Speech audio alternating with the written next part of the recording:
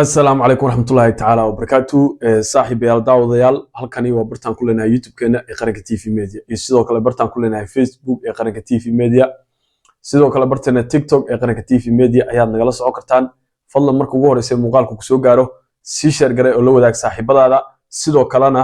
inagu soo biir oo follow-da iyo haynaga hilmaamin iyo subscribe-ta iyo sidoo kale like-ta muuqaalka ka hilmaamin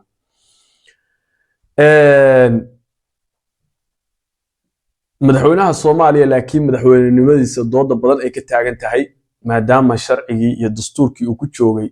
uu waxa weeyaan qardajeex intuu ku sameeyay hareer maray oo dastuur u gooniyo uu qorqortay ayaa waxa uu markaasi ku baaqay shir uu sugu yeerayo golaha wada tashiga qaran ama madasha golaha wada tashiga qaran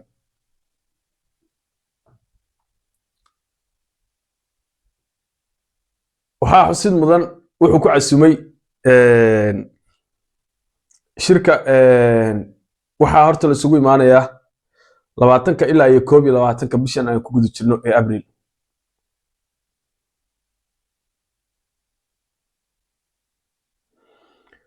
shirka wuxuu ku casumay Saciid Cabdullaahi Dani Axmed Cabdi Kaari Qoorqoor Axmed Maxamed Islaan Cabdicasiis Lafta Garin Cali Guudlaawe Xuseen iyo sidoo kale Madaale gabi ahaanba wuxuu ka reebay SC Khaatumo iyo Madaale hogaamiyahooda labada hogaamiyo isku mid hadii nina gobolka Banaadir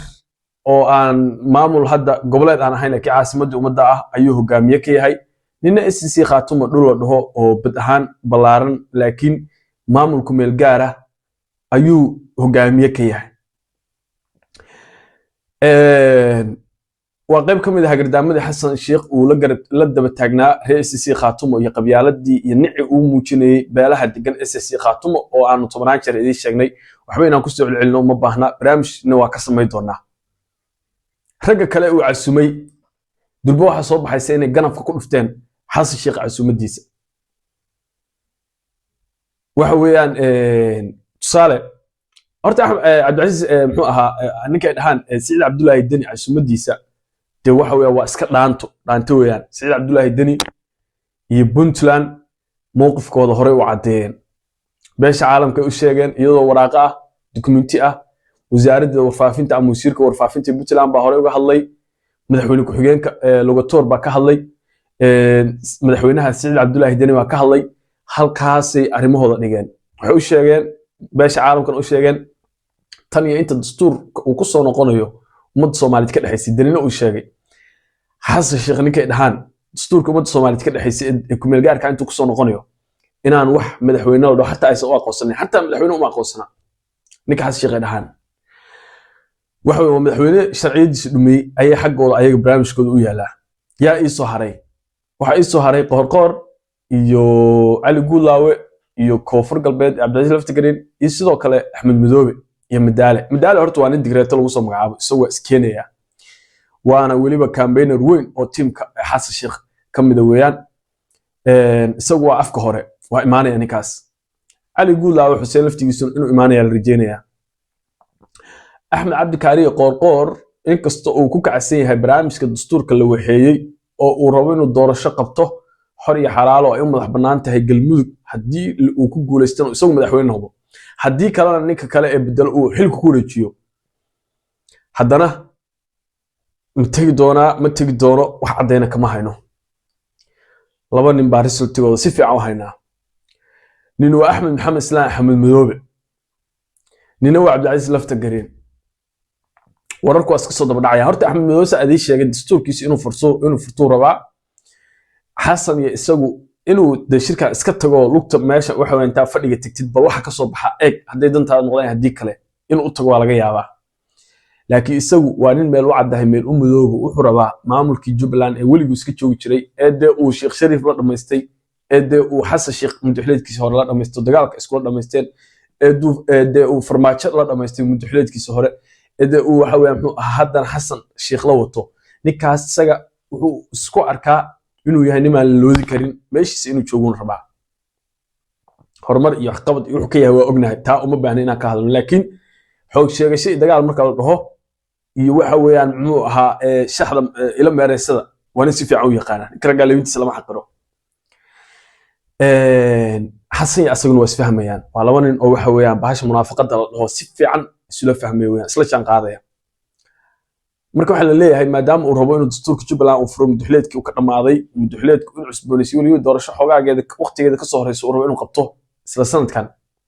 ninka isaga wuxuu rabaa baa leeyahay shirka meesha hadduu imaadana imaatin uu caana ku lisay uma imaanay intuu imaado waa markii ugu dambayso imaaday noqonaysaa haddii kalena waxa laga yaabaa inuu ka cul daarto uu dhaho waraano waxa weeyaan maba de isma naqaan xasano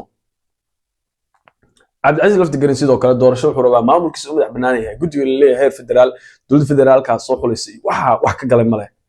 wax ka qoseeya malahan inuu imaado waa dhici kartaayo waxa weeyaan meesha lagu xamane tag uu dhaho laakiin rajo badan lagama qabo isaga xasan sheekh inay sii hayso doonaan isaga iyo xasan sheekh fool isku arkeen ayaa la leeyahay waa sababta ay lahaa xasan sheekh waxa laga yaabaa baraawe maadaama caasimadda ay tahay si uu haweysto inuu halka doorasho uu ku qabto aysan koonfur galbeed aysan mataqaanaa galaangal fiican ku lahayn sababta uu dagaalada qabiilaysan iyo kuwa waxa weeyaan sokeey uga ridayo waa sababtaas laakiin talada maamulka koonfur galbeed cidii shacabku ay taageeraan baa gacanta ku haynaysa waana de dawladooda xasan maxay tahay ujeedka uu rabo xasan horta waxa weeyaan dastuurkii ayaa dhow tala meel mariyay nimankan waxa uu daliishanayo waa iyaga golaha wada tashiga qalintooda badan baa joogay Puntland baa ka maqnay waxa uu cadeymaha uu waxa weeyaan xulanayo waxa weeyaan waa isaga waa iyaga in ilaa haddana taageero mayso soo saarin go'aan ay ku taageerayaan waxa weeyaan inuu nimankii hadalkooda waxa weeyaan 2023kii go'aamadii ka soo baxay uu sii xigto iyo inay mataqaanaa aanay taageerin dastuurka meelgaarka oo shir wada jir ay soo saaraan ilaa hadda meel ka hadlay aysan jirin dastuurka meelgaarka wax ka bedelka lagu sameeyay ee afarta cutub waa isku sii weysay marka inuu isugu yeeru rabaa xataa uu ku sisabo ama ku beer la hawsto war hadaa doontaa sanad xataa sii jooga hadda maxaan ku jirnaa 2024 kuma jirno war ilaa 2025 dabayaaqadeeda hadaa doontaa xataa sii jooga laakiin war murtiyad soo saara muujiya inaad waxa weeyaan barnaamijka adigu aad taageersantiin cid ka soo horjeeda kaliya inay tahay Siciid Cabdullaahi Dani iyo Puntland qorshaha ay u soo wartay horta waxa weeyaan waa qorshe waa midka labaad waxa lagu dumacsiiyay inuu ujeedkooda u arko wajiyadooda ka akhristo bal waxay maakan yihiin iyo doorashadii muxuu ahaa ma nagu soo wareejinaysaan haddaan nahay dowladda dhexe federaalka Soomaaliya maadaama hadda kadib dastuurka anagu siinayo guddiga doorashada wixii dhan aan maamulanne qorshaha labaad ula socdana waa ka qorshaha saddexaadna waa igu sawir inuu isku sawiro macnaha inuu raggi waxa weeyaan maamul goboleedyada Puntland ma ahana inta kale inuu gacanta ku hayo waxa xusid mudan ra'iisul Khaatumo oo uu dibindaabyo badan la galay intii dagaalkay ku jireen 8 bilood xagadaamooyin badan uu geystay xasan sheekh xagadaamada inuu halkii ka wado hore sportskii uu uga reebay musabix marka in la soo qabto la damco ama waxa weeyaan maxkamadaha la horkeenay isaga maartay hor istaagay isku horgudbay maamulkooda SSC Khaatumana barankii uu ka dhigay inuu aan qoosanayn waa maamulka Soomaaliyeed ee ugu hubka badan maamulada Soomaaliya maanta ka jira maamulka ugu cudud weyn ama ugu hubka badan bad ahaana dhul balaaran haysta weeyaan haddana uu ignore gareeyay shirkan laguma soo xusin sida warqadda ku qoran xasan sheekh markuu wuxuu yiri waan idin sheegaynaa oo aan idinku dambaysiinayna daawadayaal amuul mutiyeedku soo saaray fadlan muuqaalka inaad sii fogeysaan baanu jecelnahay meelo fogna gaarsiisaan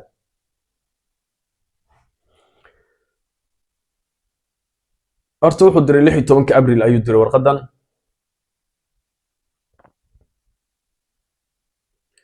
wuxuu yiri Siciid Cabdullaahi Dani madaxweynaha dowladda goboleedka Puntland Axmed Maxamed Islaan madaxweynaha dowladda goboleedka Puntland madaxweynaha dowladda goboleedka Jubbaland Cabdicasiis Xasan Maxamed Laftagareen madaxweynaha dowladda goboleedka Koonfur Galbeed أحمد عبد كاري قرقور مدحوينها دولة قبلتك قلمود علي حسين قلاوي مدحوينها دولة قبلتك هيرشابيل يوسف حسين جمعالي قدوميها قبل كبنادر احنا دقو مقدشو وجود عسومد كسو قيبقل شركة قولها وضا تشيق قرنكا مدنيال مدحوينيال سلان ديرن كدب waxaa sharaf ii ah in aan idinku casuumo in aad ka soo qayb gashaan shirka golaha wadatashiga qaran oo ka dhici doona Muqdisho inta u dhaxaysa 20 ilaa 21 Abriil 2024. Shirkan ayaa waxaa looga hadli doonaa arrimo masiiri ah oo ay ka mid yihiin la dagaalanka argagixisada iyo dhamaystirka dastuurka dalka. Ka soo qaybgalkiinu waa muhiim, qadarin weyn madaxweynaha Jamhuuriyadda Federaalka Soomaaliya Mudane Xasan Sheekh Maxamuud yaa madaxweyne u tahay ex qabqable haddana qabqable kale. ummadda Soomaaliyeed kuma sina, qaarkood qabyaalad baa xusul ku gelinaysa, qaarkood cadaalad darro oo kuwaas SSC Khaatumo adoonba waxa weeyaan xataa dastuurka hadda ku joogtay iyo waxa weeyaan dastuurka ku ciyaartay waxaas cid ku dhageysanaysa ay si jirinba. Puntland teeda kale in soo socdo og yahay laakiin macnaha waa casuumay waay moogta. SSC Khaatumo muxuu u casuumay waay Jimcaale waxa weeyaan Xuseen Madaale uu casuumay waa qof walba og yahay. marka nin hogaamiye qabqabla ah qabyaaladista ah iyo qabyaalad iyo dulmi iyo waxa weeyaan naxli uu ka buuxo weeyaan Xasan Sheekh Maxamuud. dadka Soomaaliyeedna way ku barteen ninkii de qabyaaladaada la dhacsan oo kugu taageersan oo alla ilaahay ninku waa nin raga hawsha kugu taageersan wax leenahay keep going sraac ilaa iyo waxa weeyaan mutaqaana isla wata hawshin isla qasta. laakiin ninkii Soomaali rajo kale ama wadaniyad ama wadan xataa hadduu kula hayb yahay Xasan waxa wadid uu ku arkaa cadaalad darro qabyaalad dulmi musuqmaasuq qaadwalanimo sharaf darro dal xaraashid dal xoreey ku leeyihiin dal xaraashid belo dhan aday waxa weeyaan ka duusha meesha joogtid beebelaayo dhan ka bilaabataa kuna dhamaataa. waqti dhumis waqtiga ummadda Soomaaliya 4 sano waa ka go'aanta laakiin waqtiga waxa weeye waa gabaabsi insha Allah ilaahay ummadda Soomaaliya ku dhaafiyo aan war kale aan ku dhahayo malahan. sida oo aragtaan muuqaalka fikirkiina dhaga hoose share tala dhacay like ta hal idin arko daawadayaal mahadsantiin.